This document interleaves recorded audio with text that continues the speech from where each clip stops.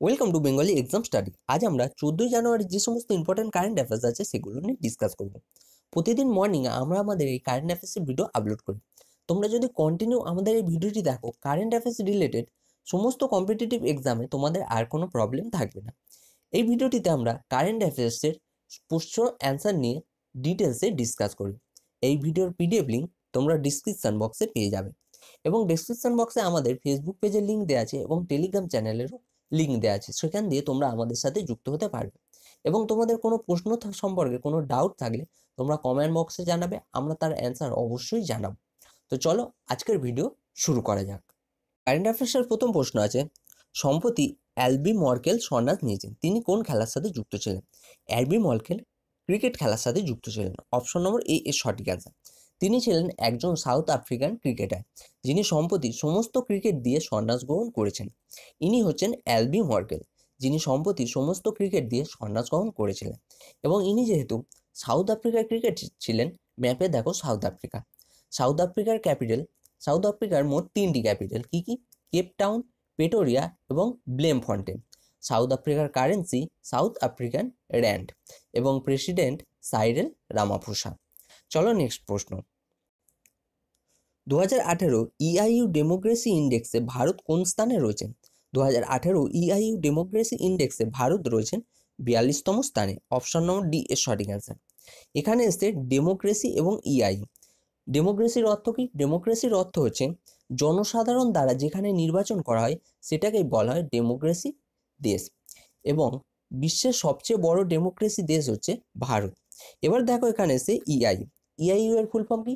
EIU এর full form হচ্ছে economics ইন্টেলিজেন্সি unit. কি এর ফুল ফর্ম? Economics ইন্টেলিজেন্সি unit. এর ডেমোক্রেসি ইন্ডেক্সে ভারত রয়েছেন 42তম স্থানে। তাহলে শীর্ষস্থানে কে রয়েছেন? শীর্ষস্থানে রয়েছেন নরওয়ে, সেকেন্ড স্থানে রয়েছেন আইসল্যান্ড এবং থার্ড স্থানে রয়েছেন সুইডেন রয়েছেন থার্ড স্থানে। যেহেতু প্রথম স্থানে রয়েছে নরওয়ে, নরওয়ের সম্পর্কে কী কী ইম্পর্টেন্ট? সম্প্রতি নরওয়ের প্রধানমন্ত্রী 3 দিনের ভারত সফরে এসেছিলেন। আমি তোমাদের আগেও বলেছি যে নরওয়ের প্রধানমন্ত্রী 3 দিনের ভারত সফরে এসেছিলেন। নরওয়ের প্রধানমন্ত্রীকে?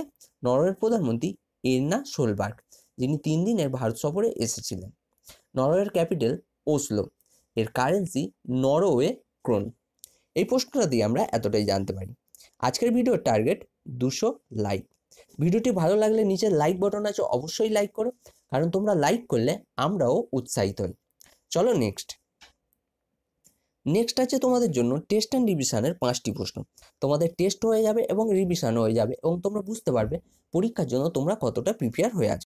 প্রথম প্রশ্ন আছে, তৃতীয় যুব অলিম্পিক কোথায় আয়োজিত হয়েছে? সেকেন্ড প্রশ্ন আছে, ইন্টারন্যাশনাল ওম্যান এন্টারপ্রাইজ সামিট 2018 পরিচালনা কে করেছেন? থার্ড প্রশ্ন আছে, কুকা আন্দোলন কোন রাজ্যে হয়েছিল? ফোর্থ কোশ্চেন আছে, প্রথম এশিয়ান গেম কোথায় আয়োজিত হয়েছিল? এবং লাস্ট প্রশ্ন আছে, ইন্টারন্যাশনাল ডে অফ যোগা কোন দিন পালন করা হয়? তো 5টি প্রশ্নের মধ্যে কটি প্রশ্নের অ্যান্সার তোমরা পাচ্ছ ভিডিওটি পজ করে তাড়াতাড়ি কমেন্ট বক্সে জানিয়ে দাও। প্রথম প্রশ্নের অ্যান্সার কী হবে সেটি দেখে নাও। প্রথম প্রশ্ন আছে, তৃতীয় যুব অলিম্পিক কোথায় আয়োজিত হয়েছে? তৃতীয় যুব অলিম্পিক আয়োজিত হয়েছিল আর্জেন্টিনার ক্যাপিটাল বুয়েনোস আইরেসে। এই তৃতীয় যুব অলিম্পিকটি আয়োজিত হয়েছিল। এই অলিম্পিকে ভারত মোট 13টি মেডেল জিতেছিল। কটি? মোট 13টি মেডেল জিতেছিল ভারত, যার মধ্যে ছিল 3টি গোল্ড মেডেল, 9টি সিলভার মেডেল এবং 1টি ব্রোঞ্জ মেডেল। এবং এই যুব অলিম্পিকে প্রথম স্থানে কে রয়েছে? এই যুব অলিম্পিকটা প্রথম হয়েছিল রাশিয়া। মোট 59টি পদক জিতে রাশিয়া রয়েছিল প্রথম স্থানে। রাশিয়া যেহেতু প্রথম স্থানে রয়েছিল, তাহলে প্রশ্ন যদি হয় যে যুব অলিম্পিক 2018-তে ভারত কত নম্বর স্থানে রয়েছে? ভারত ছিল 18 নম্বর স্থানে। ভারত ছিল 18 নম্বর স্থানে এবং প্রথম স্থানে রয়েছিল রাশিয়া, সেকেন্ড স্থানে ছিল চীন এবং থার্ড স্থানে ছিল জাপান। চলো নেক্সট প্রশ্ন আছে, ইন্টারন্যাশনাল ওম্যান এন্টারপ্রাইজ সামিট 2018 পরিচালনা কে করেছেন? এই সামিটটির পরিচালনা করেছেন ভারত এটির পরিচালনা করেছেন। থার্ড প্রশ্ন আছে, কুকা আন্দোলন কোন রাজ্যে হয়েছিল? কুকা আন্দোলন হয়েছিল পাঞ্জাবে। 1849 সালে এই কুকা আন্দোলনটি হয়েছিল। এই আন্দোলনটি যেহেতু পাঞ্জাবে হয়েছিল, ম্যাপে দেখো পাঞ্জাবের ক্যাপিটাল চণ্ডীগড়। এর মুখ্যমন্ত্রী অমরিন্দর সিং এবং গভর্নর ভিপি সিং বাদনর। চলো নেক্সট প্রশ্ন আছে, প্রথম এশিয়া গেম কোথায় আয়োজিত হয়েছিল? প্রথম এশিয়া গেম আয়োজিত হয়েছিল ভারতে। ভারতের নিউ দিল্লিতে প্রথম এশিয়ান গেম আয়োজিত হয়েছিল এবং এটির হোস্ট করেছিল নিউ দিল্লি। এটি আয়োজিত হয়েছিল 1951 সালে। এই এশিয়ান গেমটি প্রথম ভারতে আয়োজিত হয়েছিল। এবং লাস্ট প্রশ্ন আছে, ইন্টারন্যাশনাল ডে অফ যোগা কোন দিন পালন করা হয়? ইন্টারন্যাশনাল ডে অফ যোগা পালন করা হয় কোন দিন? 21শে জুন এই দিনটি পালন করা হয় এবং প্রতি বছর 21শে জুন এই দিনটি পালন করা হয়। তো 5টি প্রশ্নের মধ্যে কটি প্রশ্নের অ্যান্সার তোমরা পারলে কমেন্ট বক্সে অবশ্যই জানাবে। তোমরা যদি না একটি প্রশ্নের অ্যান্সার পারো সেটিও জানাবে যে আমরা একটিও প্রশ্নের অ্যান্সার পারিনি। তবেই কিন্তু তোমরা পরীক্ষার জন্য ভালোভাবে প্রিপেয়ার হতে পারবে। চলো নেক্সট প্রশ্ন আছে, সম্প্রতি পূর্ণচন্দ্র থাপা ভারত সফরে এসেছেন, তিনি কোন দেশের আর্মি চিফ? সম্প্রতি পূর্ণচন্দ্র থাপা ভারত সফরে এসেছেন, তিনি হচ্ছেন নেপালের army chief. Option number B এর সঠিক অ্যান্সার। তিনি নেপালের আর্মি চিফ, তিনি সম্প্রতি ভারত সফরে এসেছেন। ইনি হচ্ছেন পূর্ণচন্দ্র থাপা। ইনি যেহেতু নেপালের আর্মি চিফ, ম্যাপে দেখো নেপাল। নেপালের ক্যাপিটাল কাঠমান্ডু। নেপালের কারেন্সি নেপালি রুপি। নেপালের প্রধানমন্ত্রী KPC ওলি এবং রাষ্ট্রপতি বিদ্যাদেবী ভান্ডারী। এবং মোস্ট ইম্পর্টেন্ট প্রশ্ন নেপালের সুপ্রিম কোর্টের নতুন মুখ্য ন্যায়াধীশ কে হয়েছেন? CS রানা নেপালের সুপ্রিম কোর্টের মুখ্য ন্যায়াধীশ নিযুক্ত হয়েছেন। চলো নেক্সট প্রশ্ন আছে, সম্প্রতি সু সেং চেং কোন দেশের প্রধানমন্ত্রী নিযুক্ত হয়েছেন? সম্প্রতি সু সেং চেং তাইওয়ানের প্রধানমন্ত্রী নিযুক্ত হয়েছেন। অপশন নম্বর এ এর সঠিক অ্যান্সার। ইনি হচ্ছেন সু সেং চেং, যিনি তাইওয়ানের প্রধানমন্ত্রী নিযুক্ত হয়েছেন। ইনি যেহেতু তাইওয়ানের প্রধানমন্ত্রী নিযুক্ত হয়েছেন, ম্যাপে দেখো তাইওয়ান। তাইওয়ানের ক্যাপিটাল তাইপে। তাইওয়ানের কারেন্সি তাইওয়ানি ডলার এবং প্রধানমন্ত্রীকে সু সেং চেং। চলো নেক্সট প্রশ্ন আছে, সম্প্রতি ICSI লাইফ টাইম অ্যাচিভমেন্ট অ্যাওয়ার্ডে কাকে সম্মানিত করা হয়েছে? সম্প্রতি ICSI লাইফ টাইম অ্যাচিভমেন্ট অ্যাওয়ার্ডে সম্মানিত করা হয়েছে আদি গোদরেজকে। অপশন নম্বর সি এর সঠিক অ্যান্সার। আদি গোদরেজ সম্প্রতি এই অ্যাচিভমেন্ট অ্যাওয়ার্ডে সম্মানিত হয়েছেন। ইনি হচ্ছেন আদি গোদরেজ, যিনি এই সম্মানে সম্মানিত হয়েছেন। এবার এখানে এসে দেখো ICSI এর ফুল ফর্ম কি? Institute of company secretaries of India. কি এর ফুল ফর্ম? আরেকবার বলছি, পারলে তোমরা খাতায় লিখে নাও। Institute of company secretaries of India, যার বর্তমান সিও কে? CS সুতানু সিনহা এর বর্তমান সিও। এবং এর মোটো কি? এর motto speak the truth, abide by law. এই প্রশ্নটা দিয়ে আমরা এতটাই জানতে পারি। আজকের ভিডিওর টার্গেট কত? 200 লাইক। চলো নেক্সট প্রশ্ন আছে, সম্প্রতি বিদেশমন্ত্রী কোন দেশের বিদেশ সফরে গেছেন? সম্প্রতি বিদেশমন্ত্রী উজবেকিস্তানের বিদেশ সফরে গেছেন। অপশন নম্বর ডি এর সঠিক অ্যান্সার। বিদেশমন্ত্রী সুষমা স্বরাজ সম্প্রতি উজবেকিস্তানের বিদেশ সফরে গেছেন এবং ইনি দুদিনের উজবেকিস্তানের বিদেশ সফরে গেছেন। ইনি যেহেতু উজবেকিস্তানের বিদেশ সফরে গেছেন, ম্যাপে দেখো উজবেকিস্তান সম্পর্কে আমি তোমাদের বহুবার বলেছি, নিশ্চয়ই তোমাদের মনে আছে। তোমাদের মনে থাকলে আমার সাথে বলো। উজবেকিস্তানের ক্যাপিটাল তাসকেন্ট।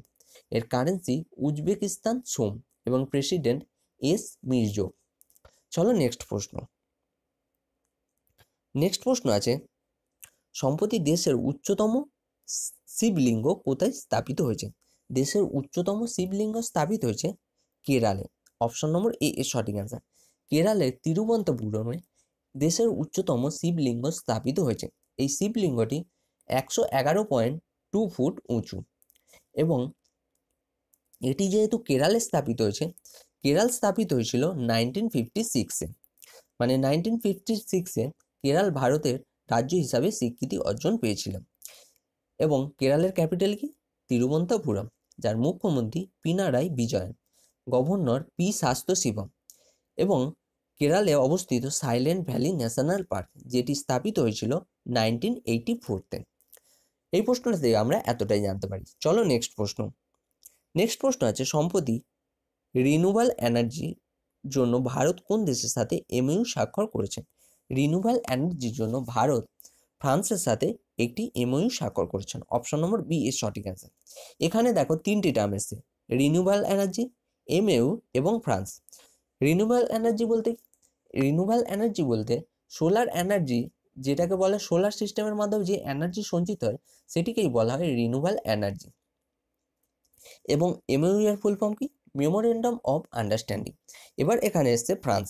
ম্যাপে দেখো ফ্রান্সের ক্যাপিটাল প্যারিস, এর কারেন্সি ইউরো এবং প্রেসিডেন্টকে ইমানুয়েল ম্যাক্রন। চলো নেক্সট প্রশ্ন। সম্প্রতি কোন ভারতীয় ক্রিকেটার এসসিজি মেম্বারশিপ পেয়েছেন?